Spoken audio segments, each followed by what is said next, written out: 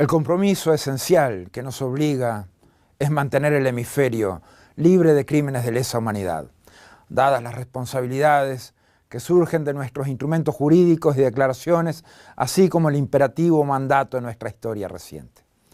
La Secretaría General de la OEA no encuentra posible hacer caso omiso a denuncias y testimonios presentados durante años por los venezolanos, venezolanas que han sufrido la persecución del régimen. Estos testimonios han sido presentados a la OEA específicamente por aquellos que ya habían denunciado estos casos u otros que decidieron presentarse ante nuestra organización en la búsqueda de justicia.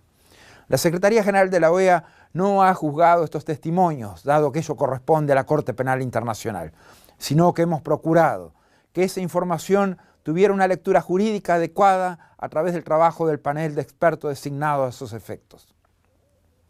A partir de ello, entendemos la obligación legal y moral de investigar estos supuestos. Otras denuncias han sido presentadas a la Fiscalía de la Corte Penal Internacional, algunas mucho tiempo atrás, otras recientemente.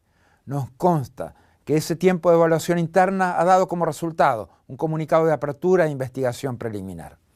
En reiteradas ocasiones he señalado que la OEA debe ser una fuerza moral, que sea la fuerza que dé voz a los sin voz, que supere la discriminación, que encienda la justicia donde no hay condiciones para que exista. Todo eso queda superado por la fuerza moral de los testimonios que acompañamos en este trabajo.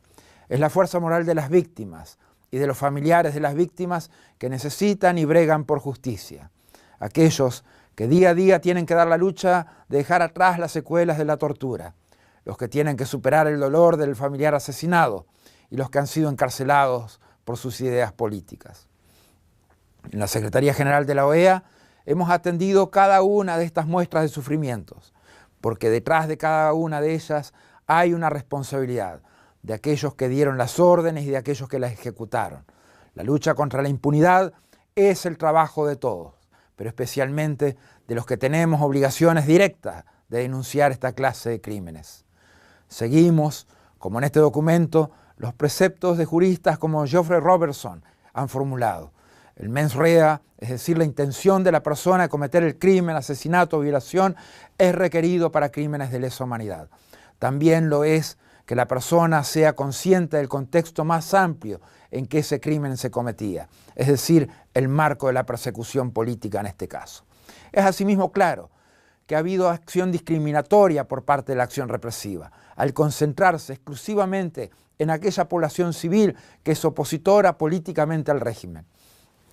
Se muestra también cómo todos los elementos del Estado respondían a ese propósito en cada uno de sus ámbitos y competencias. En ningún caso sería admisible el juzgamiento de funcionarios o fuerzas de seguridad de bajo rango. Ello solo serviría para intentar buscar impunidad para las autoridades. No habrá justicia, porque los más altos responsables nunca se juzgarán a sí mismos en este esquema de gobierno en Venezuela. La Corte Penal Internacional es un sistema que emerge por encima de la jurisdicción doméstica de algunos países para crear un sistema que protege a todas las personas en todos los lugares. Crímenes como los que se describen en los testimonios del presente documento son suficientes para apelar a una conciencia universal, dado que se describe con claridad la imposibilidad de que los mismos tengan justicia en su propio país. Definitivamente no han habido investigaciones, no ha habido verdad y no ha habido justicia en Venezuela. El Estado, completamente involucrado, ha tenido en el Poder Judicial un instrumento de represión y de impunidad. Las obligaciones venezolanas de procesar, investigar y reparar en casos de asesinatos y tortura por parte de la estructura del Estado han sido completamente violentadas. El Estado tiene la obligación de usar los medios a su disposición para llevar adelante investigaciones serias de las violaciones cometidas en su jurisdicción, de identificar a los responsables y de reparar a las víctimas. Esto no ha ocurrido, sino que por el contrario, las víctimas o sus familiares han debido buscar seguridad en el exilio en muchísimos casos. Por otra parte, estos casos no tienen inmunidad de soberanía. Los instrumentos jurídicos rechazan la impunidad de los crímenes de lesa humanidad y es imperativo determinar la responsabilidad y la posibilidad de inmunidad es absolutamente limitada. Es obvio que los crímenes de lesa humanidad no son ni pueden ser en ningún caso parte de las funciones de los jefes de Estado o de gobierno y por lo tanto no puede ser invocada esa atribución para la inmunidad de jurisdicción. Como señala la doctrina, no es cierto que la posibilidad de lograr acuerdos de paz se vea comprometida por la investigación o procesamiento de crímenes de lesa humanidad. Es obvio que las acusaciones de crímenes de lesa humanidad contra Karadzic y Mladic llevaron a su gradual pérdida de poder y su ausencia de Dayton ayudó a alcanzar los acuerdos de paz. Estos crímenes son una afrenta a la conciencia, a la humanidad y al bienestar de todos.